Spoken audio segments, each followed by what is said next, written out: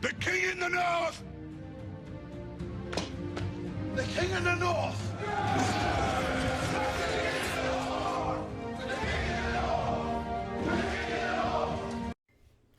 Yo, as always, like, share, subscribe. Now let's just get into it. So, we done had time to process this a little bit. What happened, the future, and Harbaugh's bowl record. Everybody's bringing that back up. And so I'm just going to let y'all know where my mind is at. This loss was devastating. Because we didn't expect, like, I knew we could lose. Like I said the other day, you can always lose when you get on the field. There's no guarantees because the team can just come out and play like they did on Saturday. The known unknown. Any team can come out and play like that where you just like, they haven't played like this all year. Well, that can happen.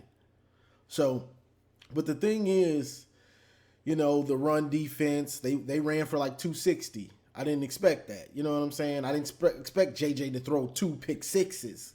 You know what I'm saying? Things like that. Bonehead call, doing the Philly special on the fourth and 2. And this is one of my problems with how we lost in things. Go with ride in big games. Put the faith in the guys that really got you there. But also be smart about it. So you're running a 4th and 2. It's a 4th and 2. And you're running a reverse pass. Ain't nobody scared of Loveland running no reverse. Who thought of that play? Who is scared of Loveland on a reverse? Like, come on. Ain't nobody scared of him on no reverse. And what's sad about that is if you run that with Roman Wilson, the corner stays at home. Roman probably could have just ran that on in because he's that fast. Loveland looked and saw like, oh, man, it's open for me to run it in. But then he realized, oh, yeah, I'm not that fast. I ain't going to make it. Oh, boy. So the play call was just dumb in general. The setup of the play.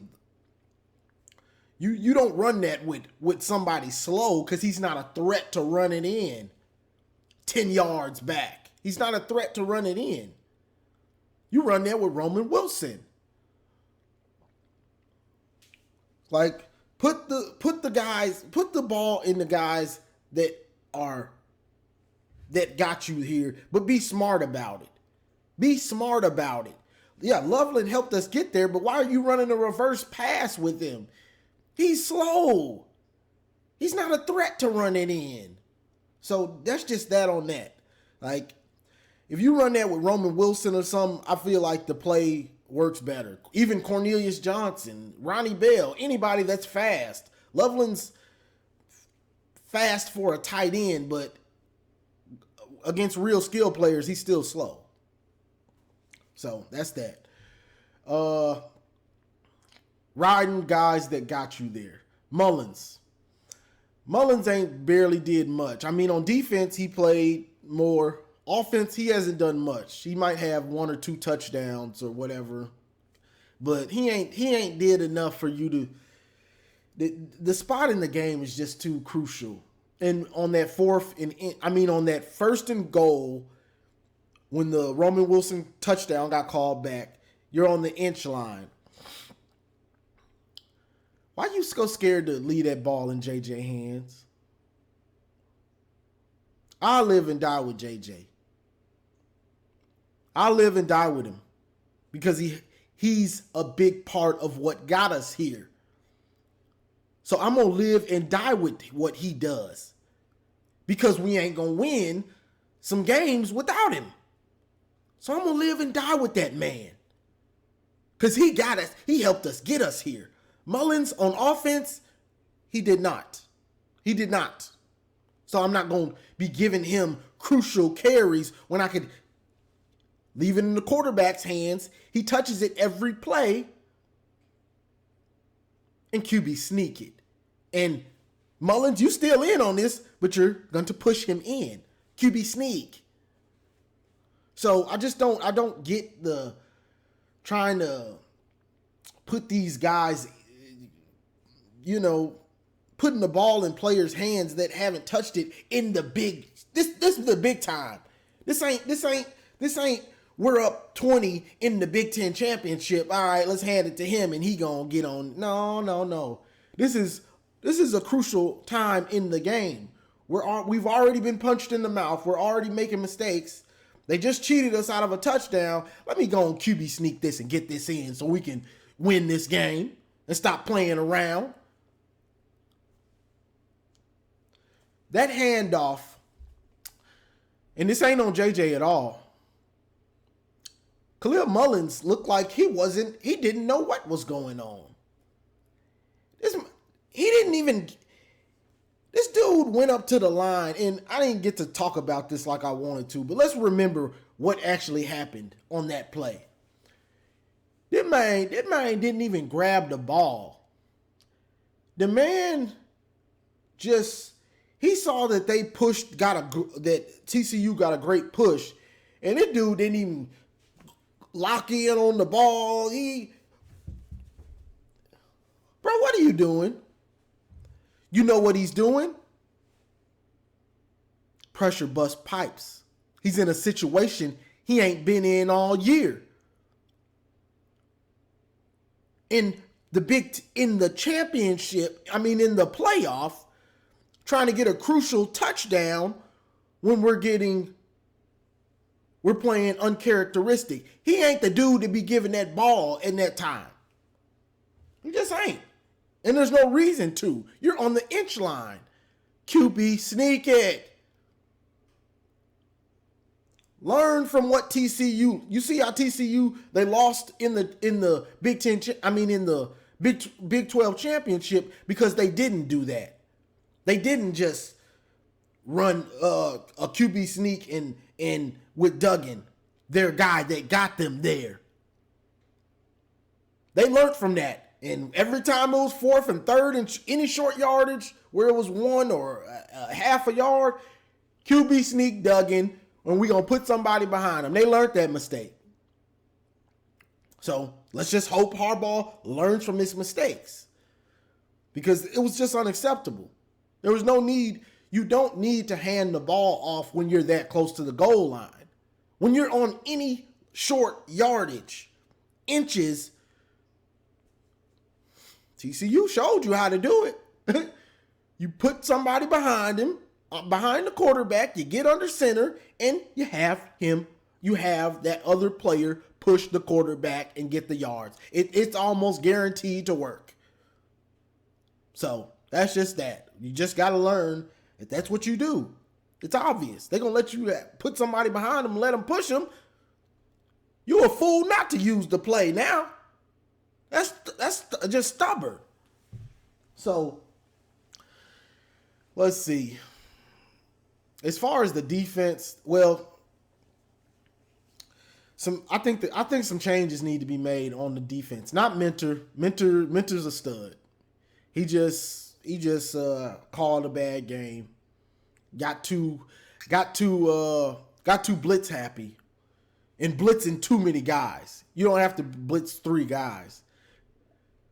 We were getting there with 1 extra blitzer a lot of the time, making him get rid of it early most of the time. So you didn't have to blitz 3 so much, and it bit him in the butt. But that's not what I want to talk about with the defense. It's the physicality. It's the hitting. And, and TCU talked about this also before the game, that we do a lot of solo tackles. And honestly, they're somewhat right about that, because guys aren't flying to the ball. And what I mean fly to the ball is when somebody's getting a tackle, you got another guy coming in, finishing it, another guy coming in. That's gang tackling, where the guys are flying in, don't care if they hit the guy, don't care if they hit their teammate, they coming in, flying in, trying to hit.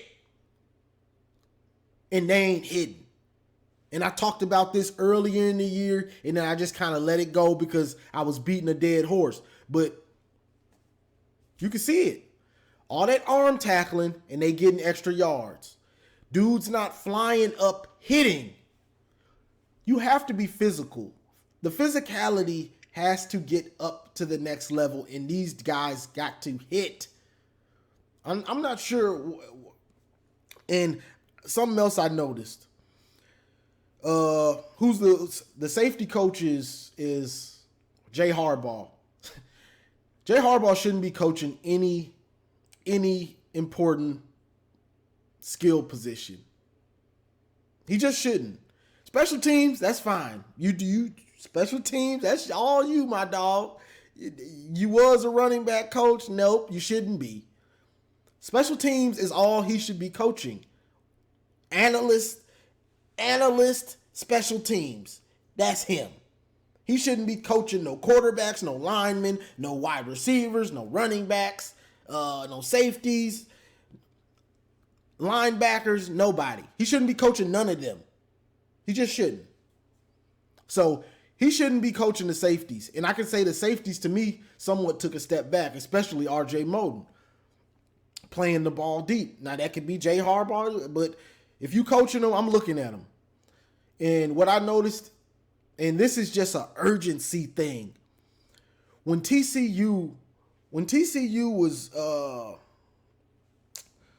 when the game was, we got it back close and they were running the ball, I didn't see the urgency of those safeties flying up ready to hit. I didn't see it. The urgency of, okay, our front seven isn't doing what they need to do. That means it's on us to come up and fly up and lay some wood. So that could be because they're somewhat frail, because Rod Moore is frail, Makari Page is frail, they're skinny. Honestly, Rod Moore is kind of little. Makari Page is tall, he's just skinny, frail like Randy Moss or something. He's real frail looking. But I didn't see the urgency of, we got to come up fast. Like fast and hit. Lay some wood. We ain't laid no wood all year. I'd say the biggest hit I saw was maybe Jalen Harrell on a quarterback earlier in the year, but I almost don't count that because the quarterback just standing there. So I ain't even going to count that. Probably Mike Barrett on Mayan Williams when he was juggling the ball and Mike Barrett popped him. Besides that, we don't lay no wood. And it hurts you because once you reach the playoff, pretty much all those defenses are physical. Even the Big 12 defense with TCU, them boys was hitting. Early in the game, they was laying wood on Donovan Edwards, coming up, popping him. Pop. So, that's the thing. They're not hitting. And a position, and I said this earlier in the year, Junior Colson, he's an arm tackler. Now, a cornerback, you expect some of them to arm tackle. But your middle linebacker, he got to lay some wood. That's a big part of the team being physical because he gonna be around the ball probably the most. Your middle linebacker running sideline to sideline, he got to be hidden. So that's a big problem to me with the physicality. And this isn't saying he's a good player. If he was to lay some wood, he'd probably be great. But he's just not physical. He doesn't hit. He arm tackles. He drags guys down. So when you play a team that's tough on offense, while he's arm tackling and dragging a guy down, he's getting dragged for 3 yards. So all those dragging a guy for 3 yards, and pretty much everybody on our team was doing this. Arm tackling, and they get dragged 3 yards, 4 yards. You know how many extra yards that is in a game? Add it up. You got 50 tackles and they getting 3 extra yards every time. You do the math. You got 30 tackles, you dragging them for 3 every time. It adds up. And then they slowly, man, they soft, bro. Run through. Run through. We're going to get a few extra ones because they not tackling. We might break through and get even more. So I don't know what they have to do to make these guys physical and want to hit. They don't want to hit. And I'm just going to be real. They don't want to hit. I'm talking about real hitting. I've noticed this all year, and I spoke about it earlier in the year. Then I let it go because they were just playing so well. So I was like, okay. And we didn't play a team physical enough to take advantage of it. Except probably Illinois. They played us. They were physical, but we had some guys out. So TCU said they were tough. They came in and showed it. And some of the stuff they spoke about the team before the game, they showed. Like, yeah, we see this. They arm tackle. They're not gang tackling. And they showed it. And I can't say that they was lying because I've been saying that. But that's the thing. So, and I think it's more of a mentality of certain players. Some players are just want to hit. You got to get some hitters. Dudes that love contact and want to knock dudes out. You got to get some of them. You need one at linebacker. You need one at safety at least. At least. That's the least you can do. Honestly, you want a whole team of dudes that want to knock you out. But hey, I'll settle for one at safety and one at linebacker for right now. Because we're that close. We're that close. As bad as we played, as bad as Michigan played, they still were in that game until the end. With the touchdown called back, with 3 turnovers, with 2 pick sixes. It ain't like he threw a pick and then the defense gave it up. No, he threw 2 picks and they went right back to the house, 14 points. And we were still in that game. Get it to 3, get down 19, get it right back to 6. So, that's just some of the things I'm thinking about. And for the defense, physicality, and certain guys got to get bigger. Will Johnson hit the weight room hard this offseason, my young brother. You looking for you to be that dude. Rod Moore, Makari Page, they got to hit the weights hard. They got to hit the weights hard. The same way RJ Moden hit the weights and gained weight.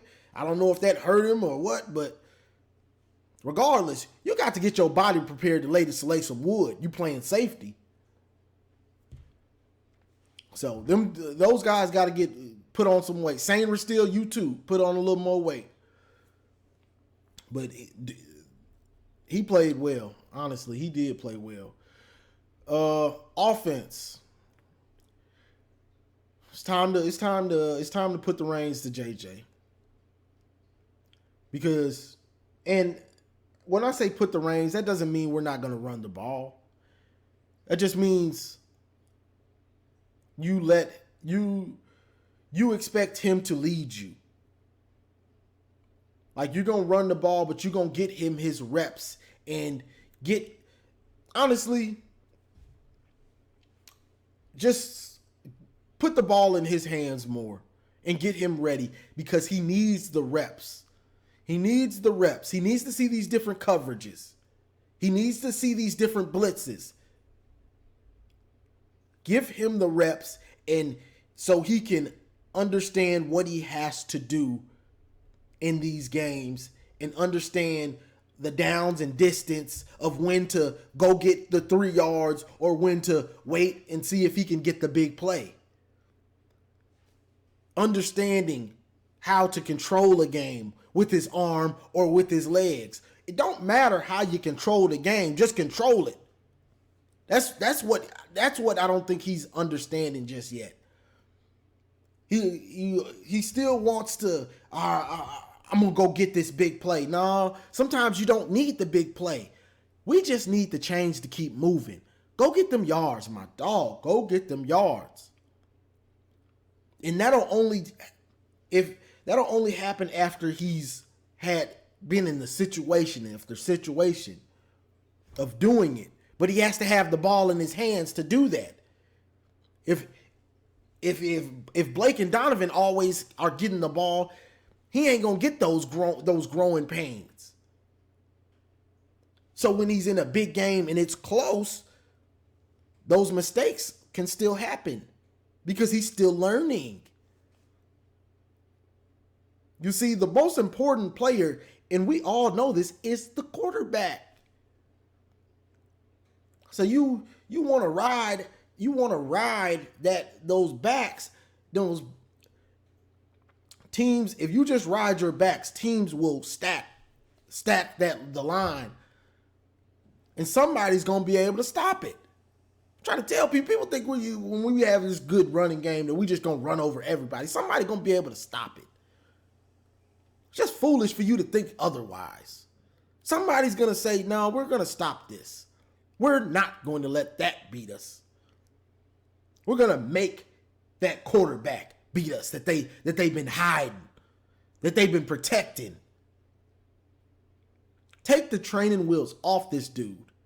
Take them off so he can learn and he can become that dude. Because right now you're in a position to be set up to be right back in the playoff next year. You're in a position to be right back in the same situation. Now, if you run through next year, running that ball, doing the same stuff you're going to do, don't be surprised if you get the same result. Don't be surprised. Because you're going to run into another team that's physical and fast, and they understand, let's stop that run, and let's make that quarterback beat us. Yeah, he threw for 340 and 3 TDs, should have had another TD, but he gave us 14 points. Because he ain't had all these reps. He ain't had to throw it 50 times. So it's not just that he threw the picks, that it's the picks he threw led to 14 points right off the bat. Big time points. So that's the big thing. Yeah, he lit us up a little bit. But and I'm gonna get to this real quick. When we could still run the ball and the play action was there, the threat of the play action is there, we could throw it pretty well. But when that threat of that play action is gone, it wasn't so easy. When that threat of that play action wasn't there and the threat of the run, it wasn't as easy to throw on them. So not only giving the reins to him, but putting an understanding that comes with the passing game coordinator, that passing is just as important as running that rock. It's just as important because at Michigan they seem like it's a secondary thing. Oh, we'll pass it when we have to. Oh, who's worried about passing the ball? We can run it. Passing it. Oh, we don't have to do that. Yeah, okay. So that's the thing. Making it known that it's important. It's important. So I'm not sure what they're going to do with the staff. They probably just bring those guys back, Weiss and Moore, but they need to hire a passing game coordinator. If Weiss is going to do it, I'm not so sure about him being the passing game coordinator. He's a run guy. He's a run guy. He been on the staff. So what's he going to do different? I don't know. But I wouldn't hire him I wouldn't have him as the pass game coordinator. That's just me. That's just what I think. Nope.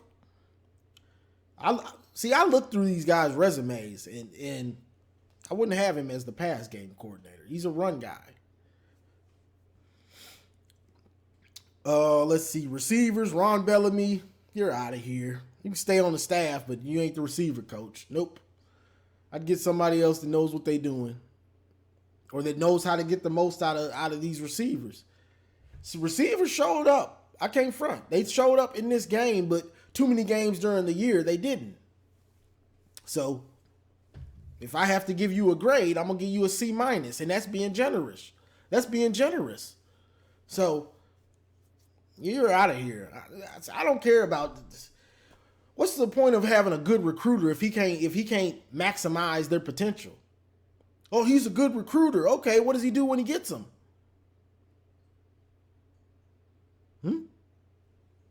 So I want somebody at every position coach, I want somebody that maximizes the players.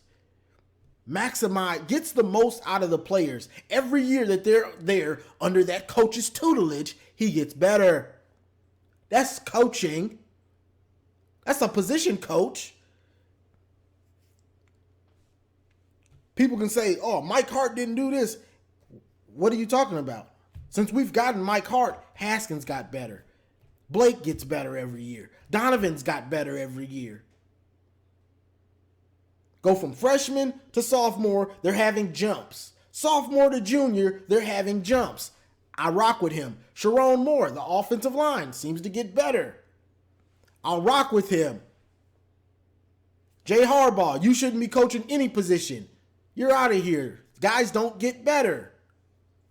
Now you can say Rod Moore got better. The way they talk about the way Rod Moore's work ethic seems like he's going to get better regardless. But other guys need that coaching. Everybody ain't built like Rod Moore where they going to put in the work and they just going to get better with their film study and everything like that.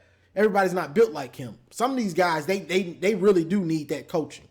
So that's my thing. Every coach that's a position coach, I look at how the players are looking from your coaching. Are they getting better?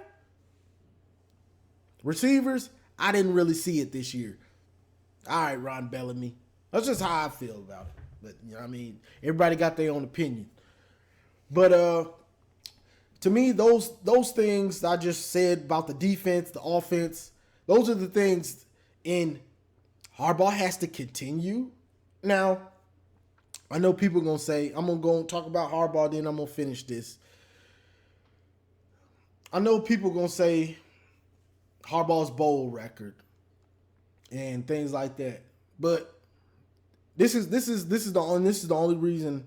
There's the only reason I'm not going to be on this talking about Harbaugh too much, besides more than I already did. One, we're loaded next year. Two, wasn't it just a few years ago we were talking about we couldn't beat Ohio State? Wasn't it just a few years ago that they said we couldn't win big games during the season? And I'm not counting the bowl games. I'm going to get to that. Wasn't that what we were just hearing a few years ago? So, yeah, it sucks. And we have to be patient. Who wants to be patient in 2023? Who wants to be patient when we can Google answers for everything? It's right at our fingertips. Patience don't exist now. But I think it's you're dealing with a stubborn guy that takes him failing too many times, honestly, before he changes and tweaks. But when he does, it seems like he improves, right? I'm just saying what I see, y'all. So, with that being said, I think, and let's just hope that he does has these few tweaks of the team and coaching staff to maximize it, because who knows, after next year, JJ might leave, and we know next year we're going to have a good team. Now, after that, I don't know. Next year is probably a playoff caliber team. So, you know, he has to tweak everything he can this offseason to maximize. This might be your closest chance before you have to almost reset it. Reset it. When I mean by the players, you're gonna have a lot of new players, a lot of those those COVID seniors, and with those extra years, all those dudes will be gone by then, and you know what I'm saying? So this is your time.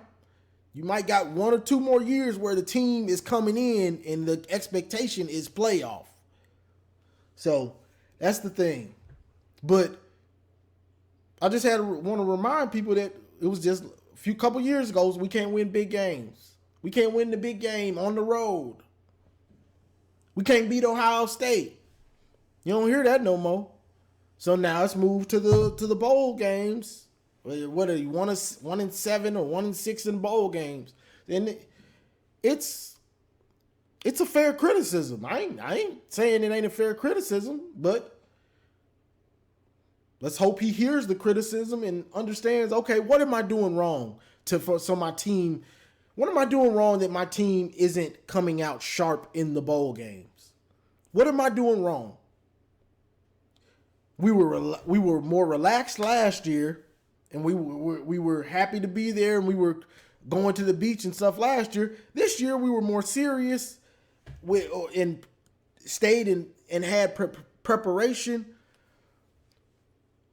What did I do wrong? This year's team going into this bowl, it looked like they had a